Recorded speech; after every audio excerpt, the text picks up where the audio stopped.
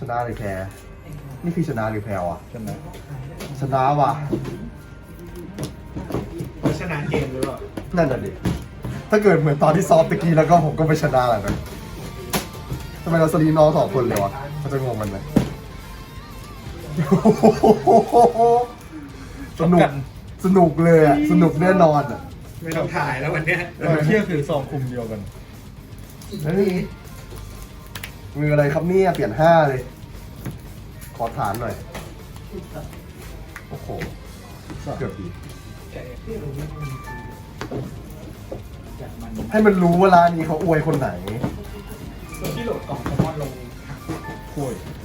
เปิดมาชื่ออะไรไม่รู้แต่เป็นฮีโร่ โคฟี่โคฟี่ อันนี้ไม่มีเสียงใช่ไหม นี่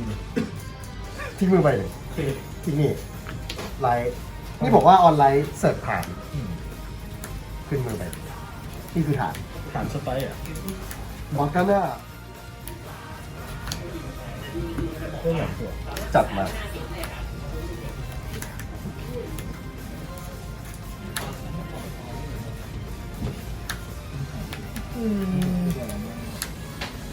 สูงเลย บีบขนาดนั้นเลยงั้นเหรอ 16 ชักอยากกาดให้แล้วสิ จะไม่กาดแล้วกัน เช่ โหน่าจะกาดทำพลังแวนจั่วทำเทคเปล่า ทำแบบแต่ว่าใส่ดีวะใส่เริ่มก่อนนะเมื่อกี้ นู่นเริ่มก่อน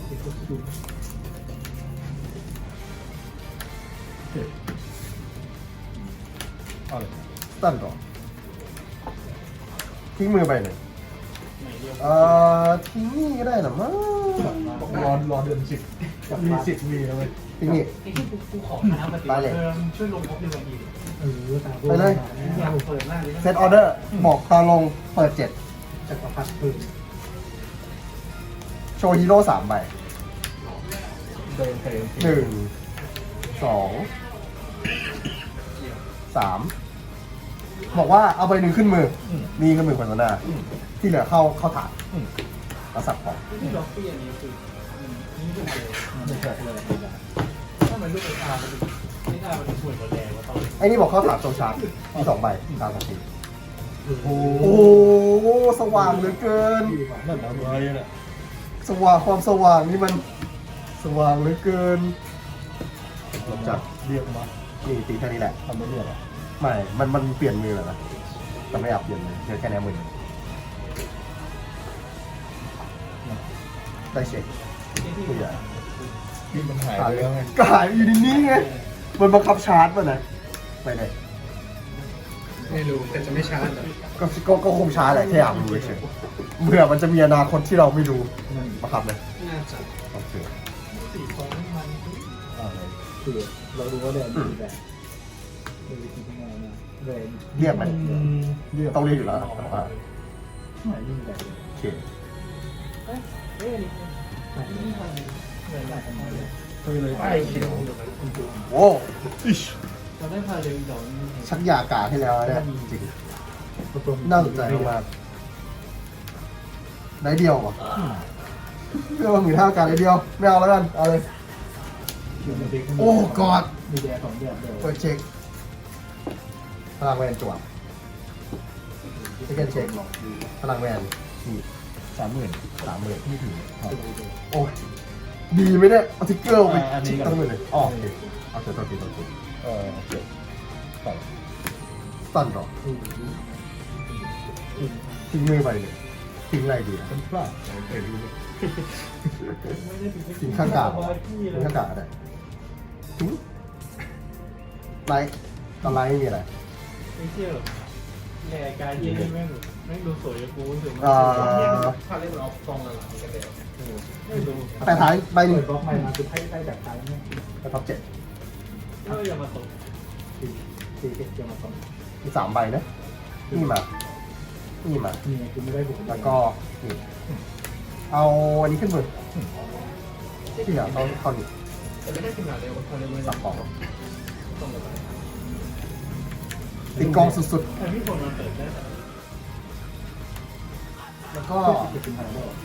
ไม่นะ ลงนี่บอกตอนลงคอม1ยิงการ์ดคอลัมน์แถวเดียวกันแถวหน้าของฝั่งทีม แล้วก็ตอนนี้ แต่คือเป็นไทยเลย เอ๊ะเราจะต้องทำอย่างนั้นจริงๆเหรอ โดนแทงที่เป็น สภาพไม่ดีเท่าไหร่เลย ผ่านเรื่องจากมาตกเนี่ยต้องผ่านเรื่องเป็นทางแข่ง ใช้นี่ก็ได้ลงนี่บอกว่าโซวัสหนึ่งตอนลง เอาการ์ดฮีโร่ในหลุมใบหนึ่งเข้าถังตอนนี้เข้าถัง ก็หาทำเลยไม่มี ไม่เดียวแต่ว่าเป็นใช้แท็กติกนี้คือแท็บหนึ่งทิ้งมือไปหนึ่งทีนี้เอาไว้ออกมาจัดฐานมันบอกว่าแท็บทิ้งหนึ่งนะเอาการ์ดในฐานออกมาแล้วก็คนนี้บอกว่าเชียร์เรียกการ์ดฮีโร่แถวหน้า 5,000 ต่อเวลาในเทิร์นเอ๊ะแค่ในเทิร์นหรือเปล่ามันนอกเทิร์นนี่หนิ ลองดู ต้องเล่นการเขาเรียกเอาผ่านการแดกข้าวแล้วก็ มันเหมือนจะบอกนอกเทิร์นนี่เลย ทุกคนแถวหน้าเลยกับฮีโร่ นอกเทิร์นด้วยแล้วใบนี้เทคล่างใบนี้เทคล่างไม่แน่ใจว่าบอกนอกเทิร์นด้วยหรือเปล่ามันบอกว่าถ้าใบนี้ฮีโร่บวก 5,000 มาบวกแค่ไหนสิครับ อันนี้บวกได้เทิร์นนิดหน่อย วาเลนทีผิดนิดหน่อยแต่ไม่เป็นไร ตีเลย21,000ไม่เอา15,000ตีดีกว่ามันต้องสลับแล้วนะ มันสลับไม่ได้ตอนนี้อันนี้8ครับ1 4โล 15 อันนี้ อันนี้เท่าไหร่ 5อันนี้21ครับบูท21ตีถึงได้ความหนึ่งเนี่ยเดี๋ยวอะไรนะมันบอกความหนึ่งบวก15,000แล้วถ้ามีฐาน3ใบในบวก4ก็บวกไปความหนึ่งบวก1นี่เลยคือได้คือเช็คที่กันเช็คนี่เลย ทีเดียว ทีเดียวอันนี้แรงอยู่ อันนี้อยู่ที่28,000ใช่28,000จบเทิร์นเลยพลังเหลือ 5,000เล่นลงไป5บวกได้ 5,000 มีอะไรบ้าง นี่อะไรมีฐานเจทีหนึ่งมีการ์ดหมื่นเยอะอยู่3ใบ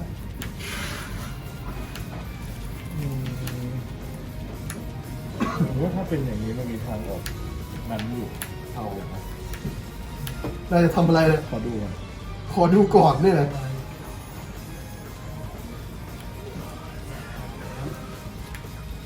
ถือว่าไม่มีอะไรจากมือ อ่ะ เรียนโนน อ่ะ อันนี้ตัวก่อน จุ๊บใครดิ นี่อะไรกัน เข มีเท่าไหร่นะตอนบูธ บวก 2,000 มีเกียร์หนึ่งใบเวียนอยู่2,000ตัวบูธหมื่นบูธให้แวนเกียร์สามที่ไปเป็น1ตัวบาทจวนเลยก็มาเลย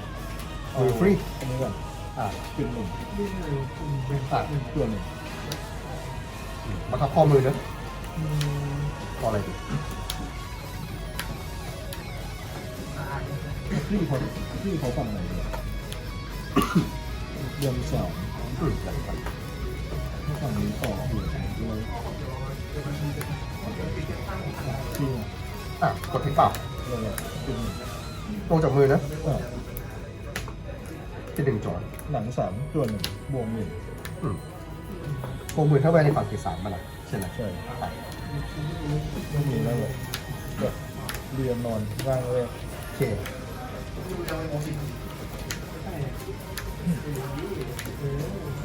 ไงต่อ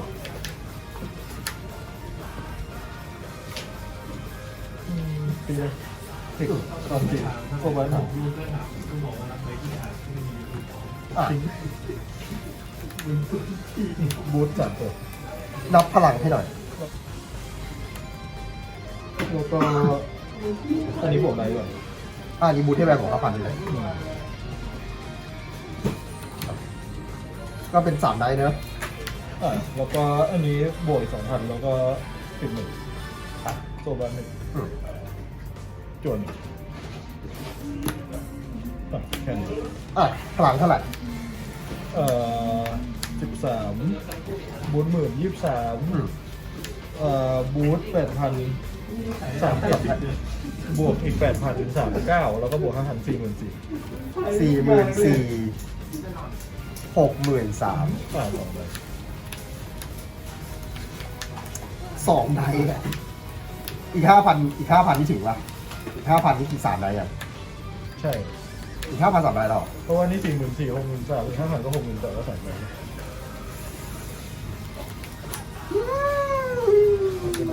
การเรียนนอนด้วยเลข บ้า ช่วยไม่ได้ ก็มี50,000ที่ใช้ให้มันคุ้มหน่อยอ่ะ3ได้อะ ได้เลยโอเวอร์ไฮเกอร์ บวกยังไง เท่าไหร่นะ ก็ 3 ได้ใช่ไหม 3ได้บวกแถวหลังปากดีก็ได้จะบวกแถวหลังอยู่ดีนะจะบวกไว้ฝั่งไหนดีวะ ต้องบวกเท่าหลังแต่ว่าคีย์จะบวกเลย มือเท่าไหร่ มือห้ามีนี่คือบวก10,000ฝั่งนู้นละเคลียร์บวกที่นี่นะมีจอรูปแทน ช่วยกันจังวะ บวกที่นู่นเลย อีก2ใบ รอดละ รู้สึก ตีไงดี ทีเดียวติด ทีเดียวตีก่อนน้ำพลังข้างนี้ที่ไหน อันนี้รู้บอกอันนี้ถ้าถูกบูมันจะบวกอีก 5,000ปะก็คือได้ไม่รู้ ก็18,000 18,000 อันนี้2,000นึง เป็นบูท10,000 มันบวกจนถึงเมื่อไหร่มันบวกได้อีกถ้าบูทอีกที ใช่ไหม ไม่แน่ใจ บอกว่าตอนบูทถ้ามีเกณฑ์หนึ่งใบอื่นอยู่ อืม บวก 2,000 ในแมทเทิร์นนั้นโอเคก็คือ โอเคแล้วที่ทันเอาไว้เดี๋ยวก็บวกข่าวไว้ก็ได้ ก็เดี๋ยวบูทมันก็จะบวกก็คือ18 บูท10,000 บูท10,000แล้วก็บวกทิกเกอร์ก็คือ38 38 กาก43โอเคงั้นตรงนี้รับอันนี้ 38 ใช้เสร็จผ่านเลยโซบัส1โซบัสนี่ได้เอานี่โดดประกาศอันนี้บอกว่าถ้าโดดประกาศจากฐานนะบวกชิว10,000เป็น15,000ตอนนี้เป็น28การนี้เป็น43 โอเค จะแต้1ดอก ลูกบวก ลูกขันเลยเพอร์ซนาไลท์จอดดูแป๊บในฐานนี่ไม่มีอะไรดีๆเลยครับลงจากมือก็ได้ครับตัวนี้20,000โอเค เอาเรียวดีก่อน คนนี้ 25,000 ติด มีอะไรบ้าง คนเนี้ยบอกว่า ได้ บูทเสร็จมันจะสลับที่ได้ ตัวนี้บอกว่าถ้าถูกสลับที่จะบวก โอเค 5,000มันจะเป็น30,000 แวนบวกที่ แหวนไม่บวกเพราะว่าแหลมไม่ครบฐานไม่ครบฐานต้อง3ตอนนี้มีความบวก15อย่างเดียว อันนี้พลังใช่20,000 30,000ครับ15 ตีแหวนตีข้อ1บวก15ได้ แต่ไม่ใช่เทรนด์โฆษณาบวก เพราะ มันต้องแบบมันต้องฐานสาม ข้อ1บวก15แต่ว่าฐาน3ถึงจะบวก4 แล้วก็บวกอีก5บวกไปนั่นแหละ4 ดีเด็กนี้มันเดียวบวกไปนั่นแหละมันจะเป็น38ไม่สิใช่38ครับ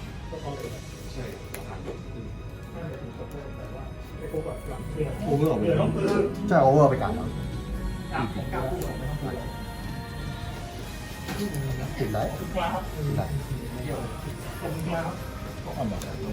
ติดได้ไปเช็คพลังที่ฝั่งนี้ได้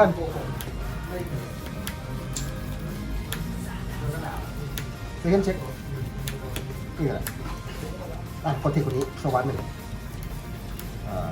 สวัสดีนะเน็ตสอบพี่คนนี้อย่างว่านะสอบพี่มาบวก 5,000 เป็น30,000คือข้างนี้อยู่ที่สตาร์ทอยู่ที่ 48,000 40,000โลบูทเป็น 48,000 หนึ่งสุดทีหนึ่ง บวก2 ทีบวกไม่ได้ทำยังไง เนื้ออะไร มือ6เมื่อกี้ได้คีย์กับเกียร์3 30,000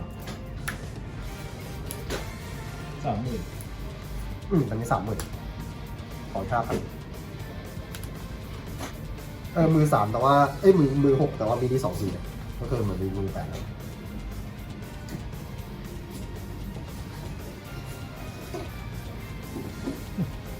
โอเคอันนี้ 48 2 4 โอ้ย รับเลยอย่างนั้นเหรอเอาเลยโอเคตัดเลยพลังลดเหลือค่าละ 5,000 เดี๋ยวนี้ ไหนเพอร์โซนาของนายเฮ้ยมีอยู่แล้วเลยนะอะไร ส่วน อ่ะในจัวอะไรเนี่ย น่าจะไม่ต้องขยับอะไรใช่ไหมเนี่ยใช่ไหมใช่สิมันไม่มีอะไรให้ขยับได้ ต่อเลย เดมสี่ นำสี่ใช่โมยันหมายความว่ายังไงเลย คงไม่ใช่หรอกอีพวกว่า อ่า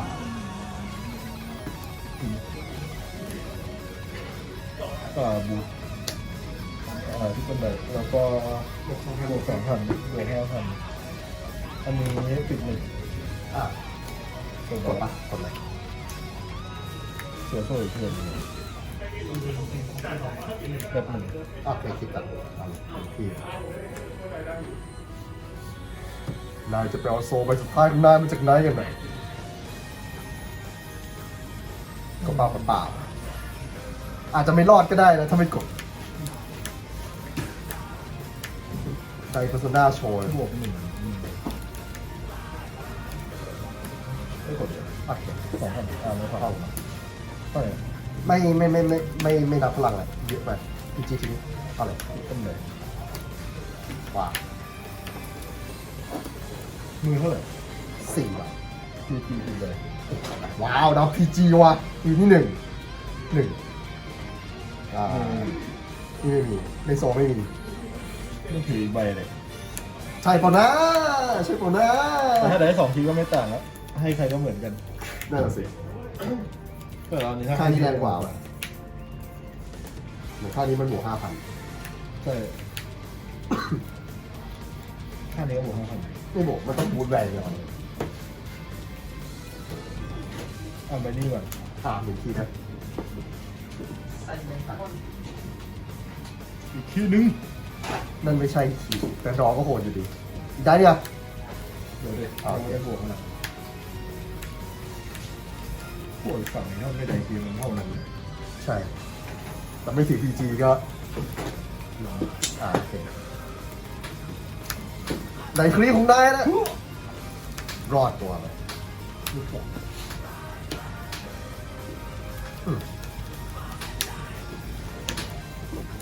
3 ทีบวกได้ไหม พีจีเป็นแรงเลยเงิน มือเลย คือ2 อันนี้มันทำไงนะ โซบาร์แท็บแล้วก็เอาปากกาได้เลยที่การมี5 2ไป เราในเทิร์นมันทำไง ในเทิร์นมันบอกว่าแท็บตัวเองทิ้งมือหนึ่งแล้วก็คอจากหลับใหม่แต่ว่าในหลับมันไม่มีอะไรหน้าคอเท่าไหร่ไม่มีตัวลำพูนไอ้นี่บวก5,000ไอ้นี่สลับมาบวก5,000 บวกอันนี้ก็คือบวกไปเลยนะ อันนี้คือบวกไปเลยใช่ถ้าตีก็น่าตีตรง ก็ นั้น คือสักทางเท่งตีแบบ เท่าไหร่ 23 31 3 มันหน้ากาดนิดหน่อยรับดีกว่าแต้มดอกไฟนอลเทิร์นของผมแล้วไม่มีตาหน้าแล้วเพอร์โซนาอะไรจังหวะนี้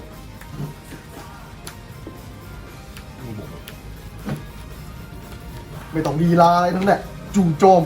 25,000 เล่นท่าเดิมไปตลอด ไม่มีแลบถ้ามีแลบอีกใบก็กดหรอกแต่ไม่มี ไม่ใช่แลบสิโทษทีฐานเบสตีความ1 65,000เป็น3 8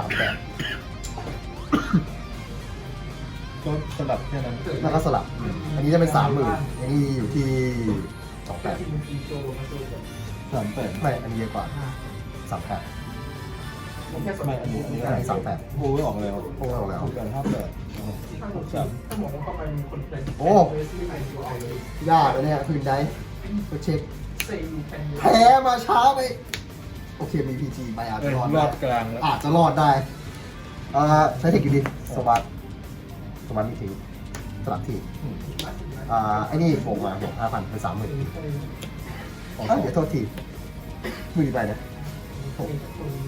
ไม่น่าต่างเท่าไหร่แต่เอาข้างแรงหน่อยก็ได้ อันนี้อยู่ที่38 5เท่าไหร่ ครั้งนี้3 เปิด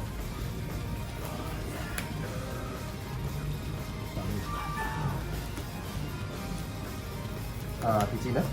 อันนี้อยู่ที่30,000ตีแหวนเนี่ยตีแหวนนั่นแหละ ตีเรียนมันก็จวบขึ้นมาลงไป ก็ใช่สูสีจังเลย โอเคผ่านเลย นี่นะ5,000เลย ไหนดูดิจวบขึ้นมาได้มาเรียนไปแล้ว1 2 3 เก่งมากเก่งมากเก่งมาก หมอด เฉ เล่นเหมือนเดิม เล่นเหมือนเดิมวะผมก็จ่ายเหมือนเดิมปะ ดีนี่ก็5,000พลังน้อย อืม ได้แค่ไหน จัดไป ก็ได้หรือเราจะท มีอะไรแปลกๆที่เล่นอย่างเงี้ยไม่น่ามีด้วยหรอเด็กนั้น ำเปลี่ยนเรียฟรีไงปิดหนึ่ง น่าสนใจ อาจจะมีผลก็ได้นะ ลองไหมลองไหม บูทเลนเข้าโอเคผมก็จบทำเลยจบเลยนี่แหละ อ่ะมาครับลงไหมต้องลงมานะครับลง มันทิ้งได้ มันทิ้งไม่ได้ไม่เหรอมันมาครับลง ต้องบอกว่าพอหรือว่าทิ้ง อ๋อโอเค จะลงเอาบูทบวก3,000ตัวนี้ โอเคเข้าใจได้ อุ้ยเนี่ยนี่แหละ คัตสึกะ ตัวร้อนหนึ่ง PG ไม่น่าเจออะไร ยังเจอไว้ยคิวนี่น่าจะลำบากเหมือนกันนะเนี่ยตีไม่เข้าตาหน้า เหมือนกันมั้งตอนดูเก็บอะไรก็เหมือน ไอ้ยามีว่า พี่จีมาใช่ไหม พี่จี 15อันนี้18อันนี้บูท18 2 2อันนี้ฟอนอันนี้ขอ20,000แล้วอันนี้23 ตาเดียวที่เล่น 25,000ก็ต้องให้เป็น3,000แต่ตอนนี้ยุค อาจจะถูกใช่โอเคได้ครบแล้วไหมอ่ะไปจริงก่อนใช่มี2 ทีมีกลับมี5 2 ทีด้วย น่าเกือบรอด ถ้าผมไปทำเดนคุสนาไม่น่าตีตายอะถ้าหิว 2 เอานันตีก่อนเลยหรือเอาอะไรตีก่อน 5เหมือนกันอ่ะเอาเลยไม่น่าต่างมากบวก มันไม่ต่างมากเลย 18 ผมต้องการเกมไปทำ แต่เอาค่าเท่าไหร่33ป่ะ เล่นท่าได้ มันไม่ต่าง28ไม่ต่างเท่าไหร่กับนี่มีโซบัสแล้วก็โดดไม่เอาโดดนี่มันตัดได้ดีกว่าอันนี้เป็น20,000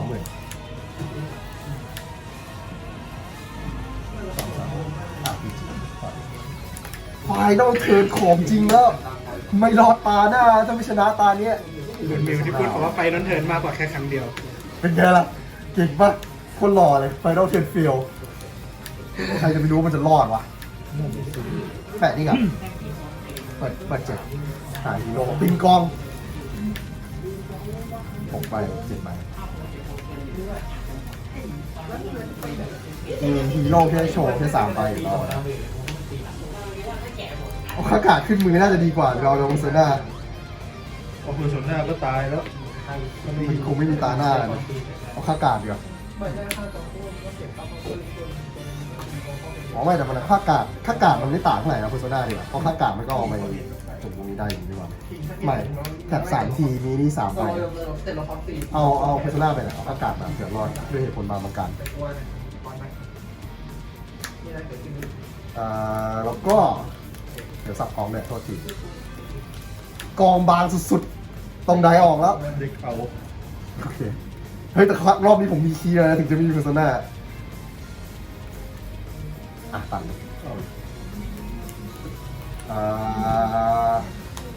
ผมคว่ำ1 ทิ้งด้วยแล้วกันไหนๆก็ไหนๆแล้วทิ้งไม่ได้เสร็จทิ้งคว่ำ1 ทิ้งเดี๋ยวคว่ำ1 ทิ้งไม่ได้ซีบีไม่มีโทษทีต้องกลับมาก่อนนี่เด็กก็ซีบีเดี๋ยวไปเดี๋ยวโอเคนี่แหละ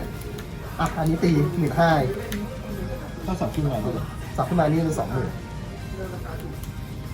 อันนี้กดแล้วบวกเท่าไหร่ บวก15,000เป็น28,000แล้วมีคิงด้วยเรามีคนดีเบตครบเรา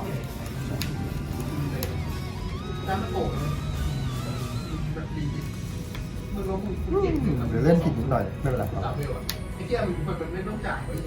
5,000ไม่ให้กัน 5,000 เอง5,000 เองไปเลย28ข้อ1บวก15,000บวกผิดผมต้องออกแหวนแล้วช่วยไม่ได้กองคาบางขนาดนี้เนี่ยมันต้องได้ออกแล้วโปรเช็คพลังแหวนเดี๋ยวมีอยู่ก่อนติดต่อแล้ววิ่งไปแล้วโทษทีต่อ